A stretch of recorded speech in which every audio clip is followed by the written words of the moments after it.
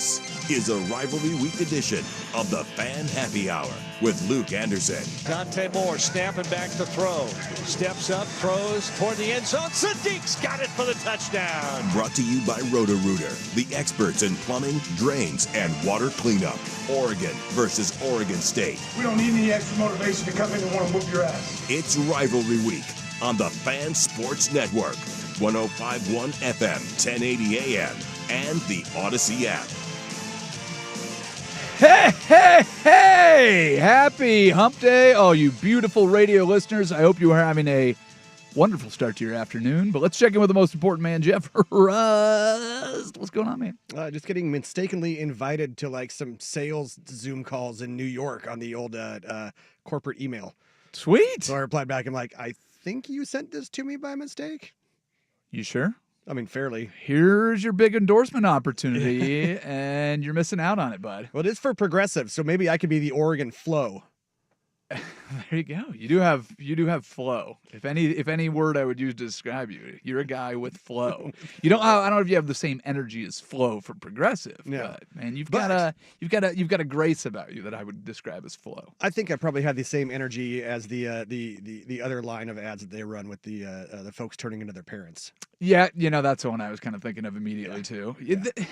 That's got to be a pretty good gig, just being like insurance guy. Yeah. Like Jake from State Farm, Well, Mayhem dude. But you got to be pissed if you're the first Jake from State Farm. He got canned. My wife is still upset about that. She still prefers the original Jake. Yeah. Just because he was a little bit awkward. And then she's like, you get a guy that's overconfident and just up there and just being smarmy. Handsome and stuff. Yeah, nobody needs any of that. Yeah, just original Jake in the khakis is all we need. Yes. But, I mean, it's got to be a pretty good gig. I mean, how much money do you think Flo makes? Ooh. Well, because she's one of the better known, Well, sure, but Mayhem, that guy was in quite a bit of stuff. He was in 30 Rock and Rescue Me and a few other series. Law and Order SVU. Yeah, there you go. But as a romantic interest for Mariska. He's got to be making more money doing the what is it, Allstate? Yes. There you go. Yeah. So and old mustache guy chasing down his bird on the field. I mean, that guy's making some money because he doesn't have to split money with that bird. Old Doug. Yeah, Doug. Emu. Just so dumb. But yeah, I think if I can get one of those gigs, so you should probably jump on that corporate call right away. Right. You get one of those gigs, you become the next, it'll be, something where it's like, are you a radio guy and need to do the thing? And then here's Jeff Rust, and it's just like you're the antithesis of what everybody pictures as pro athlete sports radio guy. And you get a whole gig based on that, and it's just you and celebrity quarterbacks going back and forth. Yeah, right. We are the same. Yeah, get on. We are the same. Yeah, we're all the same. Yeah, we all birds of a feather. Progressive works for all of us. Yes, birds of a feather. Yeah. Man, I can't believe you canceled that call. What a waste. If you want to play the Pick'em with us tomorrow, take your pick. 2:30 every Thursday. Our social guy Jake. Not from State Farm. Not from State Farm. Put him on all the fan socials. There we go. I think he didn't trust my ability to interact on social media. Yeah. Because you want me to put that on social for you? Sure. I don't know what I'm doing. It's kind of his job. Yeah. Well, hey, listen. That's why he's here. He jumped all over it. He goes, I'll even fill mine out this week because I was giving him a hard time. He didn't fill his out. So. Jeez. Anyway, you see he was last place overall still. No. Brandon Sprague. Yeah. He failed to fill it out last week, so his 50% from week one will sit there at the bottom of the list until somebody gets worse. Wow. Nice one. So if he's listening right now, this is your call out. All right. You want some sports news? Yeah. Next season will mark the first time Oregon and Oregon State will not face each other in football in more than 80 years. I'm reading from Bill Orum's Oregon Live article here. But a multi-year agreement to restore the rivalry in 2027, as reported by the Oregon Live last week, would keep the series alive through 2032, according to a spokesperson for Oregon Athletics. So we are good to go 6 years starting next season. Yeah. Or starting 2027. Yes. So next year will be a hiatus. Next year is a hiatus. Yes. while they can find a new coach for Oregon State or whatever everybody's yelling about.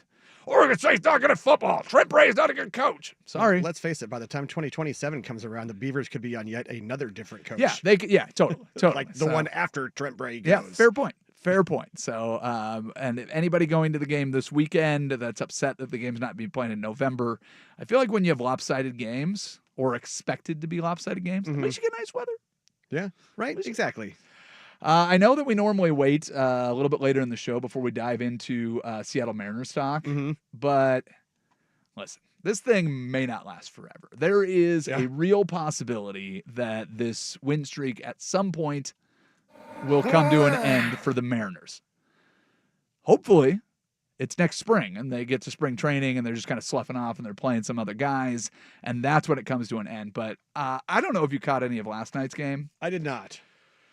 This is getting very, very entertaining. Yeah. So I missed the dumper dropping a couple more bombs. I believe that is called a dumper deuce. Yeah. So you're not caught up on that nomenclature. This is the 10th game of the season that the dumper has deuced. Ooh. Big Dumper has 2 home runs for the 10th time.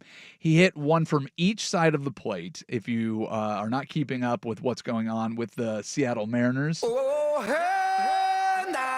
Cal Raleigh went into yesterday's game tied with the great Mickey Mantle for the most switch hit home runs in a season at 54. He added number 55 in the third, added number 56 in the fourth. He is now tied with Ken Griffey Jr. atop the Mariners' all-time record books for the most home runs in a single season. But he didn't even have the best game yesterday. Yeah.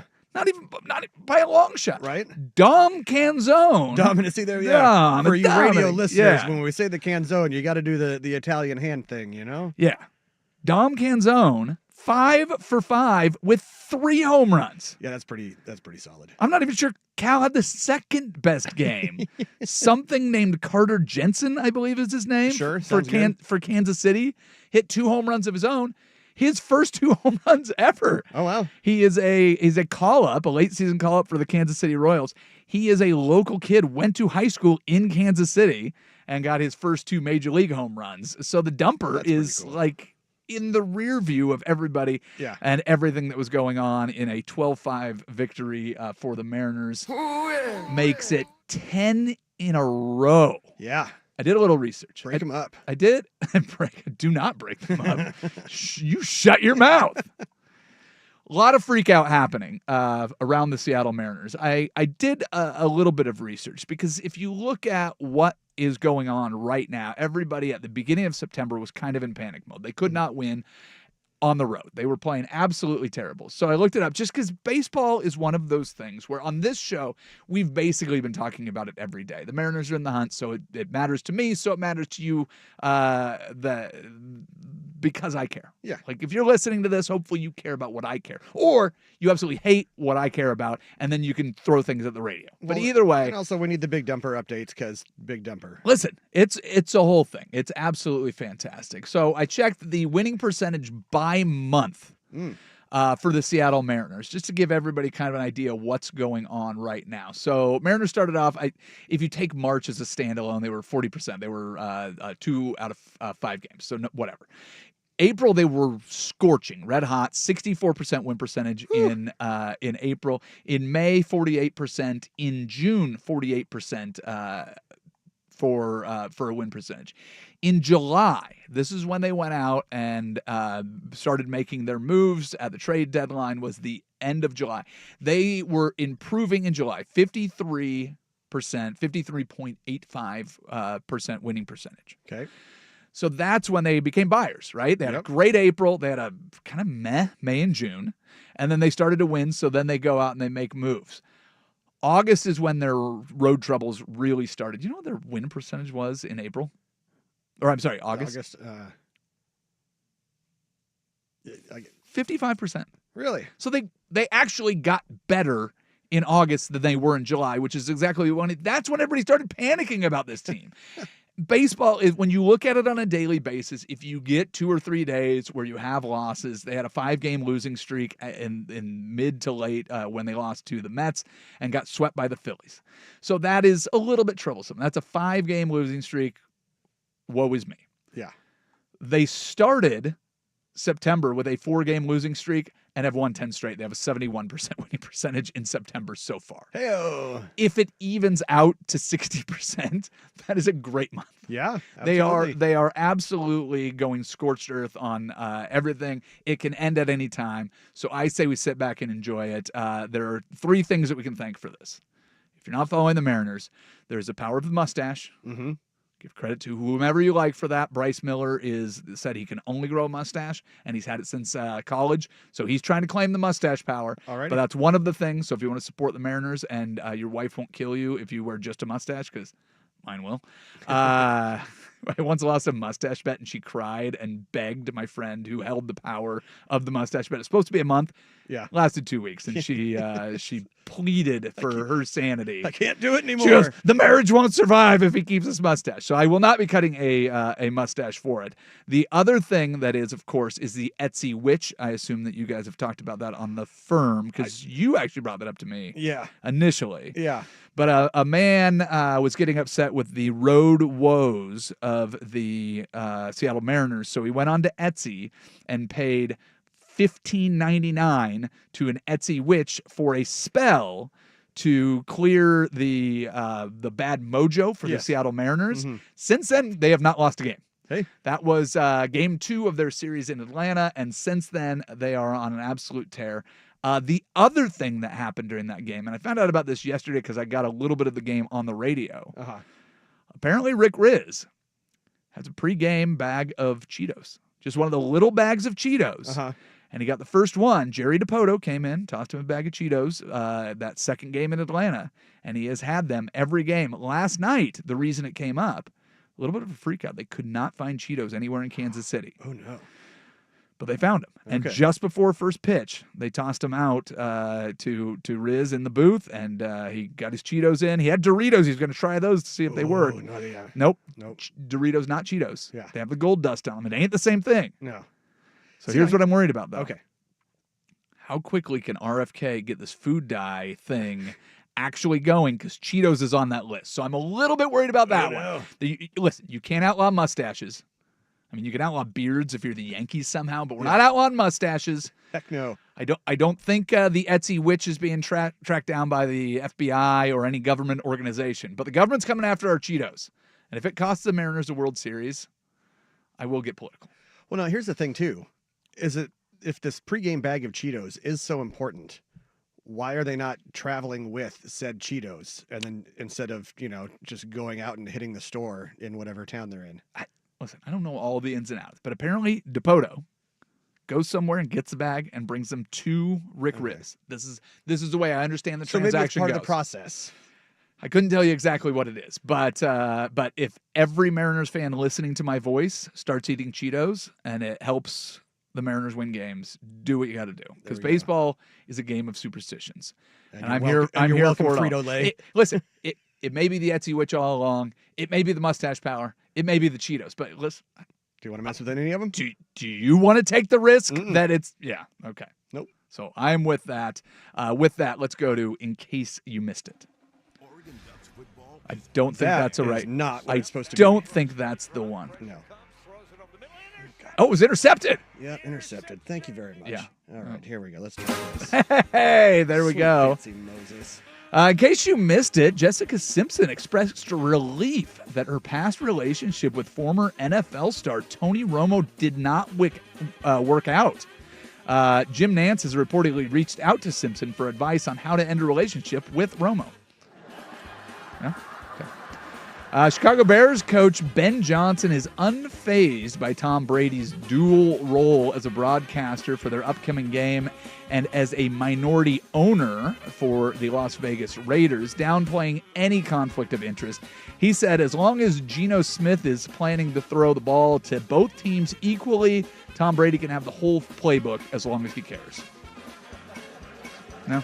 All right. Yeah. Well, that's kind of it's just low because I had to. It's just use low. Ben out of the. It's just low because you love Ben Johnson and you're rooting for the Bears. You jerk. The New York Mets broke an 8-game losing streak by beating the San Diego Padres 8-3. Don't worry, Mets fans. There's still enough games left in the season for your Mets to start another run at a double-digit losing streak. Don't worry. I believe in them. I have faith. Sports media personality Stephen A. Smith reportedly earns $33 million annually from ESPN and SiriusXM contracts, with a total income estimated around $40 million, including other ventures. I think I'm doing something wrong. That's very rude and it's very nasty. Yeah. I need to change my approach. Should I be saltier and hot takier? That is an atrocity. Do you think everybody's looking at that and just going, all right, how do I just get more bombastic Right? Yeah. and get out there? Yeah.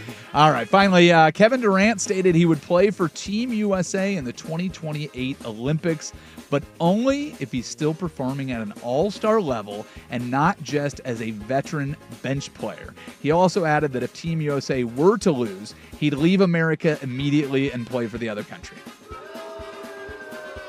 That's the boo for Kevin Durant, not for the joke. Terrible. Who doesn't want to boo Kevin Durant? I don't know. Do I have my Kevin Durant thing? Oh yeah, this guy. Here, hang on here. There it is. KD, UG's butt. Yeah. Where LeBron at? KD, LeBron, he gonna yam on you. I don't know why that makes me laugh so much, but it always does. With that, we go to the Daily Buzz. We do it next. It is Fan Happy Hour on 105.1 The Fan. Oregon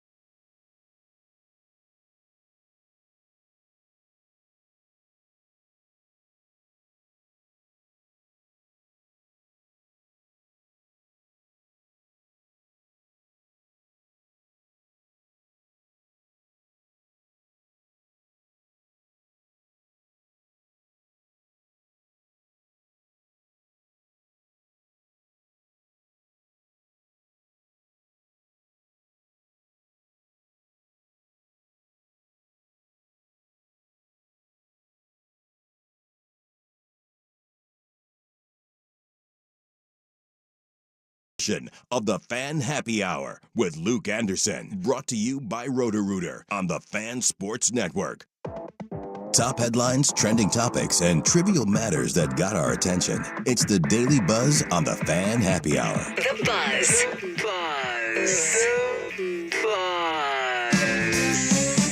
Here's your host, Luke Anderson. All right, your Seattle Mariners continue to win. They've won their 10th straight game, helped along by a couple of these. Fly ball, right field, foul pole. It is fair and gone. Number 55, Cal Raleigh. Move over, Mick. Cal Raleigh is the new switch-hitting home run king. The Mickey's referring to is Mickey Mantle. That's some pretty good company. How about this for company? Blasted, center field, and oh, it disappears! He has homered on back-to-back pitches seen tonight. It may never stop the year of Cal Raleigh. He has now tied Ken Griffey Jr. for the most home runs by a Mariner in a season. I'll tell you what didn't happen to Mickey Mantle and didn't happen to Ken Griffey Jr. before they hit their home runs of that caliber. In the second inning of that game, Cal Raleigh took a fastball from Logan Gilbert off his throat. Oh. Oh. The trainer comes out. You okay? Yeah, I'll be all right. It's like Rick Riz after getting hit by that foul ball. Rick Riz didn't go out and hit 2 home runs. He didn't surpass Mickey Mantle and tie Ken Griffey Jr. Give the man the MVP. He's controlling. He's managing the entire staff. He is taking pot shots off of the legs, the arms, the chest, the head, the throat, and then just goes back out there. You need a break? No, I'm good. Not only am I good. Yeah. Here's 1. Here's 2 home runs for Cal Raleigh. That's what you do in your throat. He chugs it up. He just goes.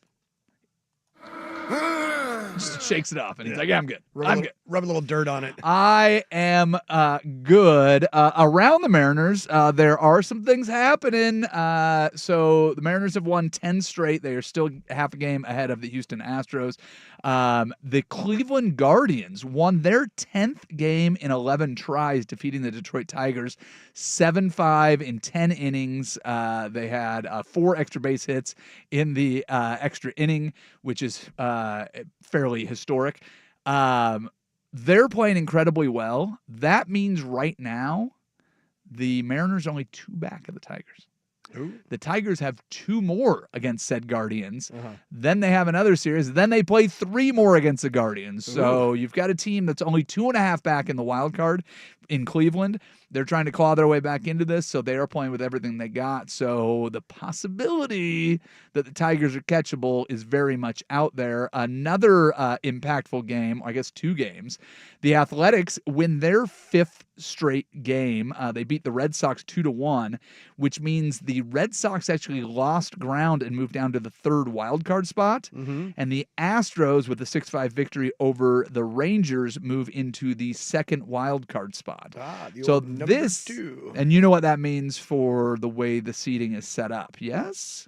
The last 2, they play each other in a single elimination game. Is that correct? So you've got the top division winner and the second division winner will get a bye, and the last division winner will play the worst wild card team, where the other 2 wild card teams will play against each other. Okay. So you'll get your little wild card round. Gotcha. So yeah, you don't have the play-in. The one game is gone. So now it's if the Mariners can pass the Tigers, they sit at home and watch the wild card. All right. If they end up staying in that 3rd spot, until yesterday, it would have been the Houston Astros. So playing a division opponent who you've got a matchup with this week could be different. So changes things up. The other team in the wild card hunt is the Yankees. They tried their hardest to blow a 9-run lead, but just couldn't do it. They ended up beating the Twins 10-9, and they hold on to that top wild card spot. The Buzz. Interesting little tidbit here. This comes from Ben Fennell, a NFL scribe, was doing some digging on Next Gen Stats. I want to get you ready for the Seahawks and Saints this weekend. Okay, please do. After 2 games, the Seahawks are leading the NFL in pressure rate. So that means their defensive line is getting more pressure on the quarterback than anybody else, 49.4% of the time. Seattle is also using the 4-man rush 83% of the time. So that means their 4 guys up front are getting pressure on through the 5 guys that are trying to block for the quarterback incredibly well. And they are blitzing at the 31st highest rate in the NFL. There's only one team, Cincinnati, behind them, but they are blitzing only 13% of the time. So if you're looking for that little metric that gives you hope that you've got what you want, other than just playing the Saints, you have what appears to be a fairly elite unit with Leonard Williams and Bua Mafe and DeMarco Lawrence, who you've added in the offseason. So good news if you're keeping an eye on the Seahawks and really trying to find out where they're elite. That could be a spot to point to. The Buzz. Philadelphia Phillies rallied with a late 3-run homer to defeat the Los Angeles Dodgers 9-6. They were down 4-0 at one point. Shohei Ohtani was pitched 5 hitless innings, hit his 50th home run, and the Dodgers still couldn't win. They have lost 2 straight to the Phillies, but the Padres lose again, too. So the Dodgers still have a 2-game lead in their division. The Phillies have clinched. Here are the teams that have clinched playoff spots. In case you're wondering, the American League has none. So even the Toronto Blue Jays, who are 4 games ahead of the Tigers, 6 games ahead of the Mariners, and so on and so forth, have not even clinched a spot, but there are 3 teams that are eliminated. The Angels, the Twins, and the White Sox are all out of the running in the American League. In the National League, Milwaukee Brewers have clinched. The Philadelphia Phillies and the Chicago Cubs are all in. The Brewers... The Cubs just clinching earlier today. That's true. And the Philadelphia Phillies have clinched their division. The Brewers and Cubs still fighting out the division. So Pirates, Nationals, Rockies, all out of the playoffs. I know that you're sad. Yeah. Because you're a Jaguars and Rockies fan? The Buzz. Los Angeles Chargers linebacker Khalil Mack will be placed on the injured reserve for at least 4 games due to an elbow injury. Sounds like it was a dislocated elbow. I don't know how that feels for you. God. But reports are it is not season-ending. So they played well without Khalil Mack in their Monday night win over the Raiders, but getting him back, if they end up being the team that a lot of people think they will be, having him for the playoffs and the final regular season push will be big. And then the other injury update of note is New York Jets quarterback Justin Fields has been ruled out of Sunday's game against Tampa Bay due to a concussion. Tyrod Taylor will be your quarterback in his place. Let's walk over to the sports desk, see what we missed. Yeah. So good. This is a Rivalry Week edition of the Fan Happy Hour with Luke Anderson, brought to you by Roto-Rooter. Now, from the George McCoy and Warren Allen Sports Desk, a Sports Center update on the Fan Sports Network, 105.1 FM and 1080 AM. This update brought to you by Laurelhurst Market, Steakhouse, and Butcher Shop, a great spot for any occasion. And don't forget, you save 10% on your Butcher Shop order when you dine in. Menus and more at laurelhurstmarket.com. Mr. Anderson. Sorry, I was thinking about Butcher Shop. Sorry, go. No, what? yeah. Meat. Meat. Me too. Do you remember the 1997 movie Anaconda, starring Jennifer Lopez, Ice Cube, John Voight, Owen Wilson, and Eric Stoltz, also featuring Danny Trejo and Kari Wuhrer? I remember John Voight and Jennifer Lopez. That is a much more star-studded cast than I gave it credit for. Right? Yeah. Okay. Well, that was early in J-Lo's career, and that was, a pretty young Owen Wilson in there too. But anyway, okay. Yeah. If you've been pining for more Anaconda for the last 28 years, you're in luck, my friend. Paul Rudd and Jack Black will star in a reimagining of that cult classic. It's not a remake. It's a cult classic? I'll call it a cult classic. Okay. I defined it as such. Okay. Hey, listen, as defined by you, our little cinephile on the show, I'll take your proclamation as truth. It is not a remake, as Paul Rudd and Jack Black Well, highlight. obviously, it'll be a serious drama if it contains those two. Very I'm trying to Oscar-worthy. think of what Paul Rudd and Jack Black have done together. I don't know of anything. This is what I'm thinking. Yeah. If this is the first time those two are on screen together, yes, sign me up. They highlight a group of friends who share an affinity for the original movie, so they decide to travel to the Amazon to remake their favorite movie from their youth, only to become the prey of a real-life anaconda. It releases on Christmas Day. Are you interested? Yeah, I'm interested. Okay, it feels like Jack Black at this point in his career is just going, I want to make a movie with you, and goes out and makes a movie with them. He said he would do the Minecraft movie if he got to work with Momoa and whoever else, and then he, what was the other movie? There's some other movie where he's basically in interviews, he's just like, I want to work with that guy. Yeah. And he just goes out and does whatever he wants, and he's great in just about everything. Absolutely. So I am all in for that. Paul Rudd is very much the same way, where I feel like whatever project he's into tends to have at least some entertainment value. So yeah, I can get with that. Alrighty. More actual sports Can we scores get and J-Lo stories. in it? I don't know if she's available. Yeah, probably too big time now. More actual sports scores and stories in 30 minutes. I'm Jeff Rust from the George McCoy at Warren Allen Sports Desk. Hurt and missing work. Insurance companies acting like jerks. Don't call your mom. Call George McCoy at warrenallen.com. Your home for the Oregon Ducks, the Fan Sports Network, 105.1 FM and 1080 AM.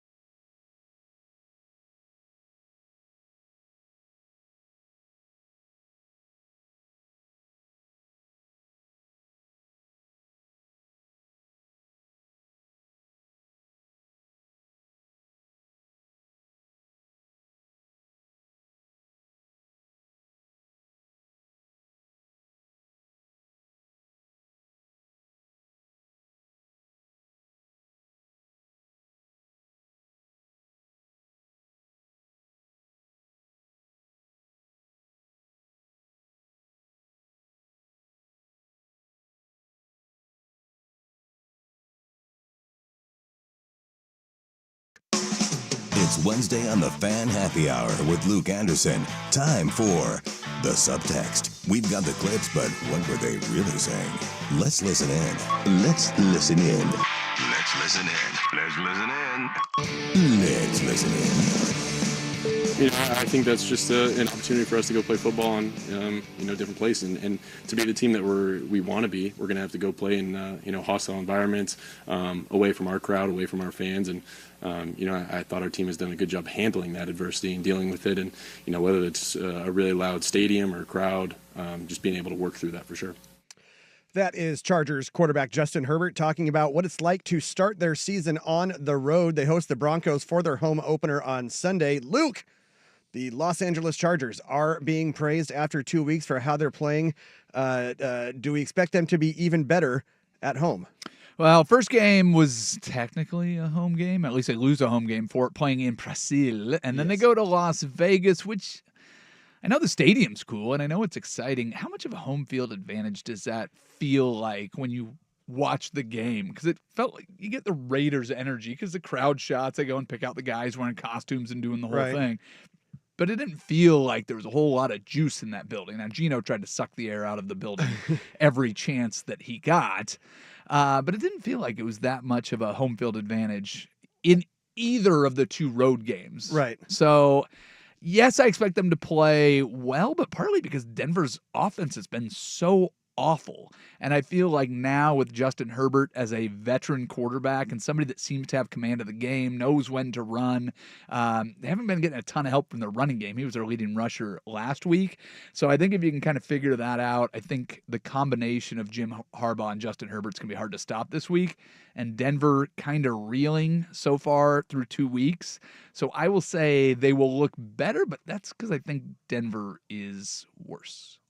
There were things all over the tape on all three phases that we're looking to clean up. And I thought as a whole that team, they played a little bit harder than us. And that's a reflection of me as a coach. That's a reflection of our coaching staff, and it's a reflection of our players too. When you play a good team like that on the road, that you gotta be all out and every single snap, and that just was not the case. So specifically, it was everybody. Everybody. Specifically, everybody. Chicago Bears head coach Ben Johnson pinpointing finally, and that's finally, not finally, the reason the Bears lost to the Lions. The problem, everybody. Yeah. Luke, do you see the Bears getting a win this week against the Cowboys at home? Well, you bring up at home. The Bears have lost 6 straight at Soldier Field. Not exactly the fortress of solitude that you would hope that defend at all cost. Caleb Williams still not looking like it's all making sense in the moment. He needs the game to slow down a little bit more. He needs to get the ball out of his hand quicker. The Bears secondary is vulnerable, and Dak Prescott does have the ability to take advantage of that. Now the secondary for the Cowboys is pretty beat up too, so I don't think Caleb Williams is ready to take advantage of that. I think the Cowboys go out there and take care of their business, and the Bears go to 0-3. I think that one of the reasons why we were sold on this and why you were selling the Steelers doing well is because Rodgers doesn't turn the ball over. Right. The problem with that so far is no matter how good you think that he's looked, he's turned the ball over and he's given the opponents opportunity. Mm-hmm. So if the Steelers defense is going to go around blocks, try to backdoor run plays and get gashed, then Rodgers is going to have to put the ball at risk. And I think that's the part that's concerning. It all starts with the defense. Everything's connected. Mm-hmm. Their defense can keep it close. Rodgers won't have to do that. Well, first off, you don't want to get gashed in the back door. That was Dominique Foxworth blaming anyone but Aaron Rodgers for the interceptions thrown by Aaron Rodgers. The 1-1 Steelers at the 1-1 Patriots on Sunday. Does Rodgers clean up the turnovers and do the Steelers win on the road? It's funny. I saw a comment from somebody on the social medias that was basically saying, like, every time you watch Aaron Rodgers, you're like, just let it loose, man. Stop checking it down. Just chuck it down the field. And then as soon as he does, it's like, what are you doing? Why would you throw that, Aaron? What are you doing? He's got as much arm talent as anybody, but it's one of those things where the decision making has to kind of align with it.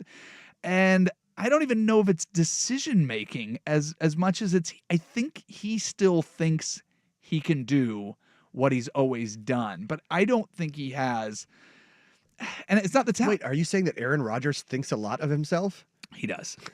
I don't think he has rapport with any of these guys. I don't think he's going to build rapport with any of these guys. There's a certain amount of trust factor that goes into it. And to be quite honest, right now the team isn't that good around them. I won't blame the defense for Aaron Rodgers throwing interceptions. You know who can't screw up if they're not on the field? The defense. Yeah. And guess what happens when you turn the ball over?